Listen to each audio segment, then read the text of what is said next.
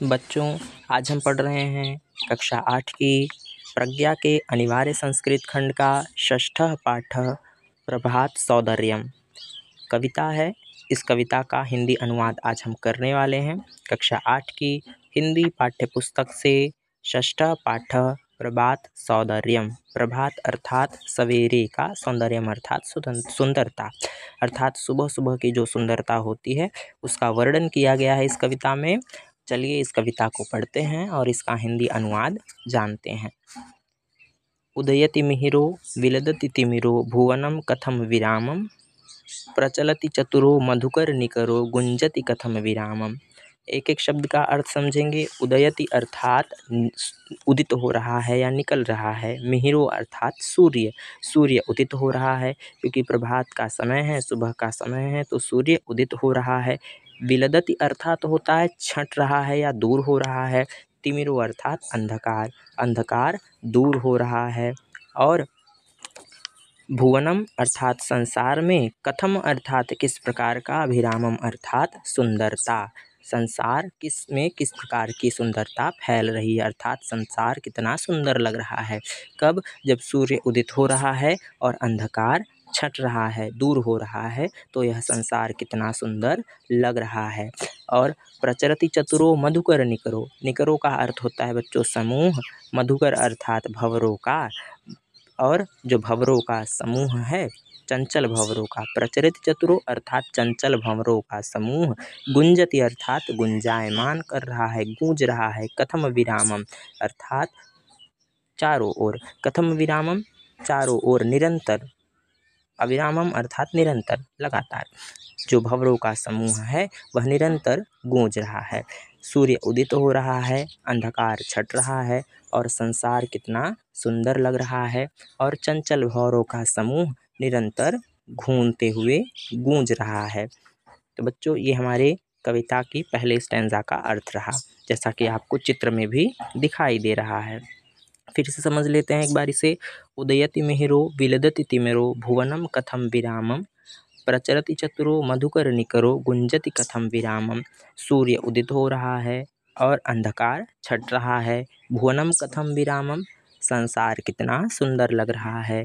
प्रचलति चतुरो मधुकर निकरो, और चतुर्भंवरों का समूह चारों ओर। गुंजति कथम विरामम, निरंतर घूमते हुए गुंजायमान कर रहा है, अर्थात गूंज रहा है।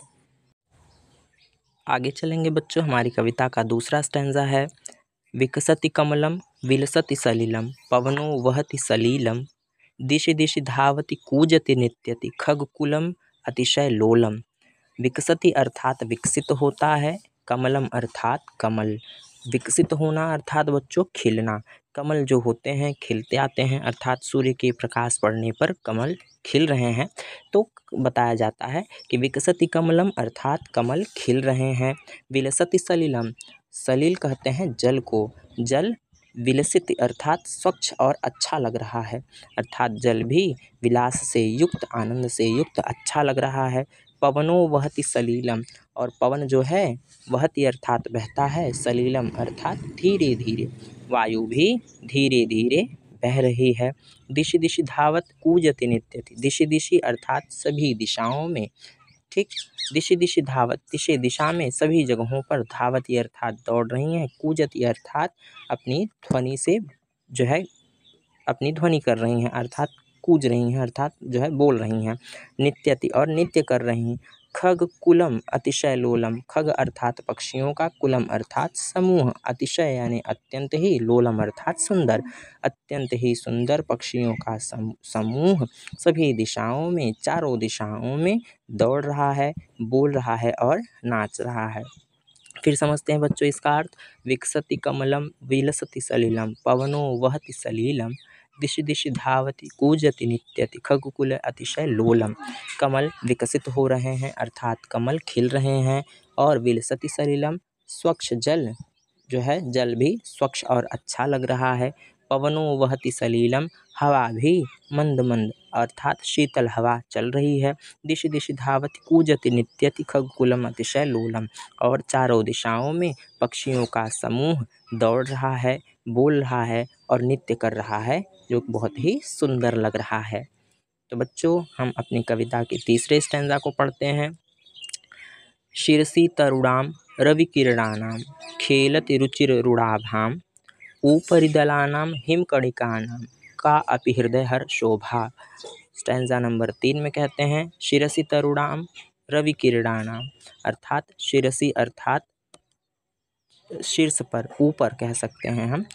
तरुणाम अर्थात वृक्षों के ऊपर, रविकिरणानाम सूर्य की किरणें जो हैं, खेलति अर्थात खेल रही हैं, रुचिर रुड़ाभाम, रुचिर अर्थात सुंदर, रुड़ाभाम अर्थात लाल लाल, अर्थात वृक्षों के शिखरों पर। शिरसी अर्थात शीर्ष ऊपर होता है, अर्थात शिखरों पर, वृक्षों की पत्तियों पर, वृक्षों के पत्तियों पर ऊपर सूर्य की लाल लाल किरणें खेल रही हैं, अर्थात सूर्य की लाल लाल किरणें उन पर पड़ रही हैं। और ऊपरी दलानाम हिमकणिकानाम, और तिनकों पर, दलानाम कहते हैं बच्चों दलों को, पौधों की जो दल होते हैं, या हम कह सकते हैं पौधे के जो तिनके होते हैं, घासों के दल, जो फूलों का दल होता है उसको।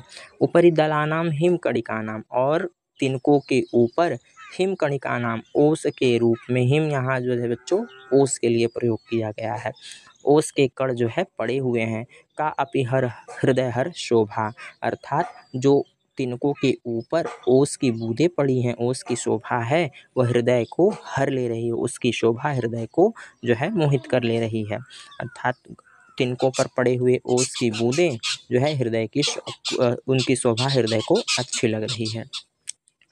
अंतिम जो है स्टैंजा है हमारी कविता का बच्चों, प्रसरति गगने हरिहर भवने दुन्दुभिदमदम नादः भज परमेशः पठ सन्निवेशः भवता दनुपममोदम्।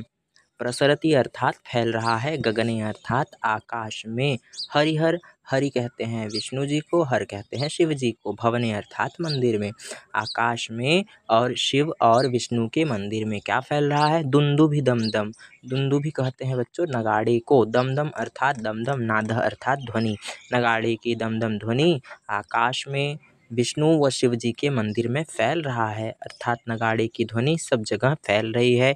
इसीलिए भज परमेशम पठ सन्निवेशम, भज अर्थात भजन करो, परमेशम अर्थात परमेश्वर का, परमेश्वर भगवान का भजन करो, पठ सन्निवेशम और ध्यानपूर्वक उनका पाठ करो, भवतादनुपमोदम, जिससे, भवता अर्थात हो, अनुपम अर्थात बहुत सारा, आमोद अर्थात आनंद, जिससे असीम आनंद हो, जिससे बहुत सारा आपको आनंद मिले।